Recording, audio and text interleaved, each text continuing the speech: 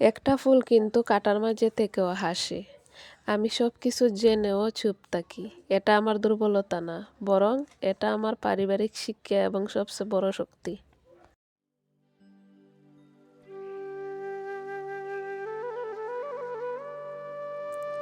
আসসালামু আলাইকুম। কেমন আছেন সবাই? আশা রাখছি আল্লাহর অশেষ রহমতে সবাই ভালো আছেন। আমরাও ভালো আছি আলহামদুলিল্লাহ। এই যে দেখতে পাচ্ছেন আমার মেয়ে পানি ভরতেছে ড্রামের মধ্যে। তো আমাদের বাসায় 3 দিন ধরে পানি নেই, মোটর নষ্ট হয়ে গেছে। তো পানি তো অন্য বাসা থেকে আমরা আনতেছি বালতি, জগ, বোতল ওইগুলা দিয়ে। বিকালে পানি এনেছি আমি আর আদিবার আব্বু মিলে অনেক পানি এনেছি। তো পাশের বাসার ভাই আবার আরো বুদ্ধি করলেন যে জানালা দিয়ে পাইপ দিয়ে তারপর পানি আনতেছেন আমাদের রুমে। বালতি, মগ, ড্রাম ভরা হচ্ছে। তো আমরা তো সব কিছু ভরে নিয়েছি, এখন শুধু ভাইয়েরা পানি নেবেন। তো আমিও কিছু ভরে নিলাম বালতি টালতি পানির। তো এখন আমি রান্না বাড়া করবো। আজকে সারাদিন পানির অভাবে রান্না বাড়া করতে পারিনি। তো রান্না করব ছোটো মাছ আর পাঙ্গাস মাছ সবজি দিয়ে। তো দেখেন পানি কিভাবে যত্ন করে রেখেছি। আসলে যা নাই তার কদর বোঝা যায়। তো কি আর করার, চেষ্টা করতেছে ওনারা মোটর ঠিক করার জন্য। তো ওইদিকে আমি রান্না বাড়াটা করতেছি।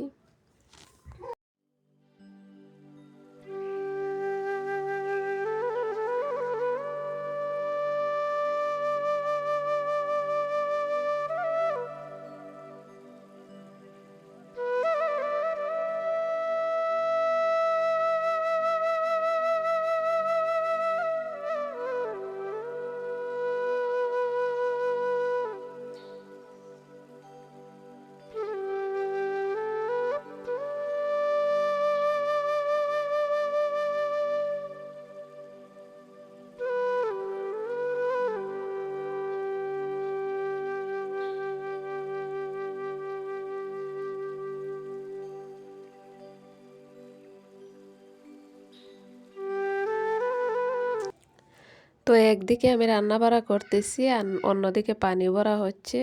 মানে অন্য রুম থেকে আমার জানালা দিয়ে পাইপ দিয়ে পানি আনতেছি। আর ওইদিকে আমি রান্না বাড়া করতেছি আর ওই সবজিগুলো গুছিয়ে নিতেছি। আজকেও এনেছিলেন টমেটো, ফুলকপি, ধনিয়া পাতা, তারপর পেঁয়াজ পাতা। আর এনেছিলেন গুড়। তো গুড়গুলো আমি গুছিয়ে রাখলাম। তো ওই দিনের ভিডিও ওই পর্যন্তই। তো চলে আসলাম পরের দিন সকালবেলা। তো রাত্রে আলহামদুলিল্লাহ মোটর ঠিক হয়েছে, অনেক চেষ্টার পর তারপর মোটর ঠিক করেছে। তো পরের দিন সকালবেলা উঠেই আমি ফজরের নামাজ পড়ে তারপর একটু কোরআন তেলাওয়াত করেছি। আর তার আগে আমি ভাত রান্না করেছিলাম রাত 7টার সময়। তো আদিবার আব্বুর ডিউটি আছে 6টার সময়, উনি ডিউটিতে চলে গেছেন ফজরের নামাজ পড়ে চা খেয়ে। তো আমি আজকে ওনার সাথে গরম ভাত আর তরকারি দিয়ে দিয়েছি। তো এইদিকে আমার ছেলে মেয়ে ঘুমাচ্ছে। আর এই যে দেখেন ভাত ধোয়া উঠতেছে, সাইড থেকে অল্প ভাত দিয়ে দিয়েছি আদিবার আব্বুকে। আর এখনও খুব অন্ধকার। তো আদিবার আব্বু যাওয়ার সময় আমি একটু ভিডিও করেছিলাম, বাহিরে খুবই অন্ধকার। তো যাই হোক আমি দরজা, তারপর লাইট সব কিছু অফ করে বারান্দার, তারপর একটু কোরআন তেলাওয়াত করব, তারপর সকালে সব কাজ কাম শেষ করব। তো এতদিন পর পানি পেয়েছি, প্রায় 2-3 দিন পর। তো তুলা পানিতে আসলে কষ্ট হয়ে যায় কাজ করতে, আর ছোটো দুটো বাচ্চাও আছে। তো যাই হোক এইদিকে কালকের কিছু হালকা ভিজা কাপড় আছে ওইগুলো বাহিরে দেব। তারপরে যে 2টা পাপোশ এগুলো শুকায়নি ওইগুলো দেব। আর কাপড় ধুয়ে নিয়েছি। তো ভাবলাম ছেলে যখন ঘুমাচ্ছে কাপড়গুলো ধুয়ে নিই। কাপড় ধুয়েছি, তারপর বাসন ধুয়েছি এই ঠান্ডার মধ্যে। সব কিছু ধুয়ে তারপর ওদেরকে উঠাবো ঘুম থেকে, উঠিয়ে রেডি করে স্কুলে নিয়ে যাব কিছু হালকা পাতলা খাবার দিয়ে। আসলে শীতের মধ্যে আমার ছেলে মেয়ে ঘুম থেকে উঠতেই চায় না, তারপরে জোর করে উঠাই, কুলে করে ব্রাশ করাই, খেতেও চায় না, অল্প স্বল্প খায়। তারপর যাই হোক আমি খেয়ে নিলাম, এখন রেডি হয়ে চলে যাব স্কুলে। আর ওইদিকে আমার হাতে দেখতে পাচ্ছেন একজোড়া মোজা। তো চিন্তা করেছিলাম যে একজনকে দেব, একজন মুরব্বী আন্টিকে। তো আবার ভাবতেছি উনি কি যেন মনে করেন, উনি মোজা ছাড়া স্কুলে আসেন। এটাই চিন্তা করতেছি আয়নার সামনে দাঁড়িয়ে। তো যাই হোক, স্কুল থেকে এসে আজকে আর কোনো কাজ নেই, আমি তো রান্নাবাড়া করেই রেখেছি, বাসন কাপড় সব আমার ধোয়া। তো কোনো কাজ না থাকলে আমি যা করি, কয়দিন পর পর ওয়ার্ড্রোবের কাপড়গুলো এলোমেলো হয়ে থাকে, সব কাপড় গুছিয়ে নেই।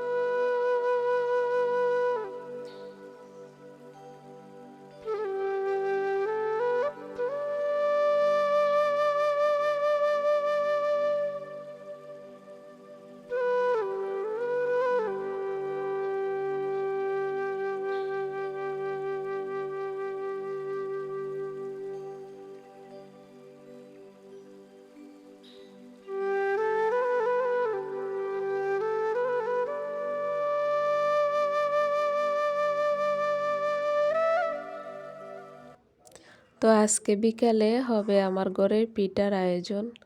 তো প্রথমেই আমি শুকনো চালের গুঁড়ার সাথে ঘন করে জাল দেওয়া দুধ মেখে নিতেছি। ওইগুলা মেখে তারপর আমি ভাপা পিঠা তৈরি করব অল্প করে। তো মূলত ভাপা পিঠা গুলানো হয় পানি দিয়ে, তো আমি মজা হওয়ার জন্য দুধ দিয়ে মাখাইতেছি। আর ওইদিকে আদিবার আব্বু নারকেল ছিলে দিচ্ছেন। এই একটা নারকেল নাকি 200 টাকা দিয়ে এনেছেন। তো আমি আবার বললাম যে নারকেল তো স্বর্ণর দাম হয়ে যাবে কিছুদিন পর, তো কি আর করার, খেতে তো হবে। তো ওইদিকে আমি ভাপা পিঠা বানাচ্ছি আর গরম গরম ওদের বাবাকে দিচ্ছি যে খাও। তো আমার ছেলে মেয়ে তো পাগল হয়ে গেছে পিঠা খাবো, কিন্তু একটুও মুখে দেয়নি। ওরা এমনই করে, কোনো কিছু দেখলে পাগল হয়ে যায়, আবার খেতেও চায় না। তো সব সময়ের মতো আপনাদেরকে বলে রাখছি, প্লিজ আমার ভিডিওটিতে একটি লাইক দিবেন, কমেন্ট করবেন এবং আপনাদের মূল্যবান মতামত জানাবেন। তো শুরু থেকে যারা আমার ভিডিওর সাথে আছেন তাদেরকে অসংখ্য ধন্যবাদ আমাকে সাপোর্ট করার জন্য। তো ওইদিকে আমি ভাপা পিঠা বানানো শেষ, এখন চিতই পিঠা বানাচ্ছি। চিতই পিঠা বানিয়ে তারপর দুধে ভিজিয়ে রাখবো। তো ওইদিকে 1/2 লিটার দুধ জাল করেছিলাম, গরুর দুধ। তো একটু দুধ রয়ে গেছে ভাপা পিঠা বানিয়ে, বাজার থেকে আবার দুধ আনিয়ে নিলাম 1/2 লিটার, জাল করে তারপর পিঠাগুলা ভিজাবো। আর ওইদিকে দেখেন বাচ্চাদের খাবারও এনেছেন। আর তেল তেল আমার সব সময় বেশি লাগে, কেন জানি না। তো যাই হোক, ওইদিকে আমি দুধ জাল করে নিয়েছিলাম, প্রায় 3 পাওয়ার মতো দুধ ছিল এখানে। আমি ওইদিকে পিঠা বানাচ্ছি আর ওইদিকে ছেলের বাবা ছেলেকে নিয়ে দাঁড়িয়ে আছেন দুধের কাছে। তো ছেলে আবার প্রায় 100 গ্রামের মতো চা পাতা 1 লিটার দুধের মধ্যে ঢেলে দিয়েছে। তো সাথে সাথে দুধ কালার হয়ে যাচ্ছিল, তো সেকে নিয়েছি সাথে সাথে, এজন্য তেমন কিছু হয়নি। আর নিচের দুধগুলা একেবারে চা হয়ে গেছে।